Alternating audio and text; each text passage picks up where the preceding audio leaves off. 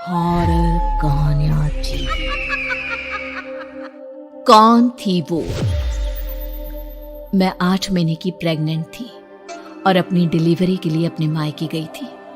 माँ ने मुझे फोन पर बताया, घर के पीछे की तरफ जो खाली जमीन थी ना, वहां पर एक नया कमरा बनवा लिया है। इतने सालों के बाद जैसे ही अपने घर में कदम रखा, कुछ अलग सा लगा। माँ, ये घर के पीछे की तरफ नया कमरा बनवाने की क्या जरूरत थी? अरे बेटा, घर के पीछे दूर दूर तक खाली जमीन है। तेरे पापा को कई दिनों से लग रहा था कि यहाँ पर एक कमरा बनवा लेंगे तो ताजा हवा मिल जाया करेगी। अब तो ये सब छोड़ और चल जल्दी से दूध पी ले। माँ, मैं थोड़ी देर में पी लूंगी, आप सो जाओ। मैंने दूध का गिलास उठाकर उस खिड़की में रख दिया। पता नहीं कब आंख लग गई। अचानक से खिड़की के पल्लों के खड़कने की तेज आवाज आई। दूध का गिलास धड़ाम से जमीन पर आ गिरा। जमीन पर गिरते ही दूध का रंग लाल हो चुका था। मैंने खिड़की से झांक कर बाहर देखा। चारों तरफ धूप अंधेरा था। उस अंधेरे की तरफ से कुछ आवाजें आ रही थी, जैसे छोटे बच्चे आपस में खिलखिलाकर मस्ती कर रहे हो।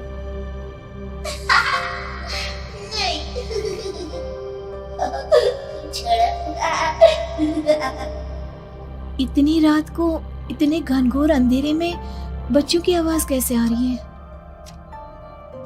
घड़ी में वक्त देखा तो ठीक 12 बजे थे।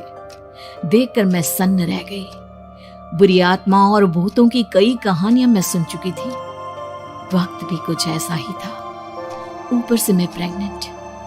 सुना था कि ऐसे वक्त में अक्सर बुरी आत्माएं औरतों का पीछा करती है, तो क्या मेरे पीछे भी?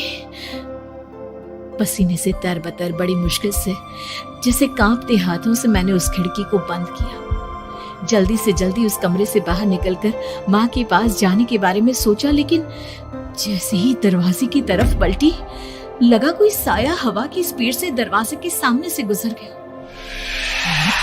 मेरे गले में अटक कर रह गई।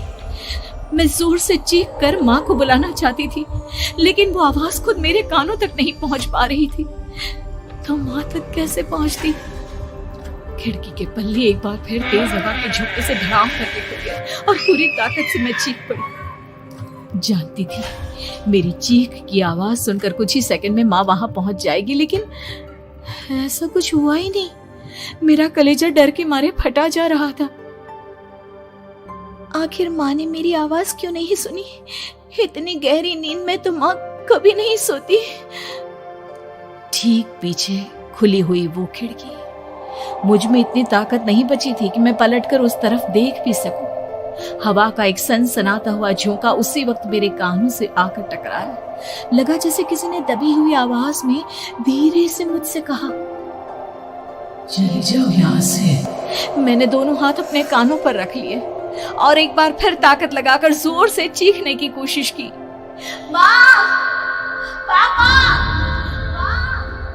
मेरी आवाज उस कमरे की दीवारों से टकराकर वापस मुझे ही सुनाई दे रही थी। जितनी ताकत के साथ मैंने चीखने की कोशिश की थी, कुछ ही देर बाद उससे कहीं ज्यादा तेज और दर्दनाक चीख मुझे सुनाई देने लगी। ये आवाज ठीक मेरे पीछे खिड़की से आ रही थी। वो आवाज मेरे कानों में पिघलते हुए लोहे की तरह गिर रही थी। उन आवाजों में हैवानियत थी। वो आवाजें किसी इंसान की नहीं है, इतना मैं समझ चुकी थी। कांप रहे हाथों से मैंने अंधेरे में कुछ ढूंढने की कोशिश की। तभी अचानक मेरा हाथ बेड पर रखी टॉर्च पर पड़ा। किसी तरह ताकत लगाकर टॉर्च का बटन ऑन किया, लेकिन ये क्या? सामने दरवाजे पर 3 छोटी लड़कियां खड़ी हुई थी। उनके हाथ में स्टील के चमचमाते हुए चाकू थे। मैं घबराकर लड़खड़ाई और पीछे की तरफ हटी, लेकिन तब तक वो मेरे पास आ चुकी थी। उनकी गर्दन टेढ़ी थी और उनके हाथों के वो चाकू मेरे पेट को निशाना बनाने को तैयार। मैं जोर से चीखी, नहीं, छोड़ दो मेरे बच्चे को, मत मारो, मत मारो, छोड़ दो मेरे बच्चे को। सोनाली, क्या हुआ बेटा? तू इतनी डरी हुई क्यों है? उठ बेटा, क्या हुआ? हड़बड़ाकर मैंने अपनी आंखें खोली। देखा तो दिन निकल आया था। माँ मुझे जगा रही थी। मेरा चेहरा पूरा पसीने से लथपथ था। क्या हुआ बेटा, तुमने कोई बुरा सपना देखा क्या? मैं अभी तक अपने पूरे होश में नहीं थी। वो मेरे बच्चे को मार देगी माँ। वो लड़की मेरे बच्चे को। मैंने घबराकर अपने पेट को छुआ। सब कुछ ठीक था। और वो दूध जो रात को यहाँ पर गिर गया था, उसका रंग लाल हो गया था। माँ ने हंसते हुए दूध का गिलास मुझे दिखाया। तुमने दूध पिया ही नहीं, पूरा का पूरा ऐसे ही रखा हुआ है। तुमसे कहा था ना सोनाली, सेहत के लिए लापरवाही ठीक नहीं बेटा। लेकिन मैंने तो सब कुछ अपनी खुली आंखों से देखा था। ये सपना कैसे हो सकता है?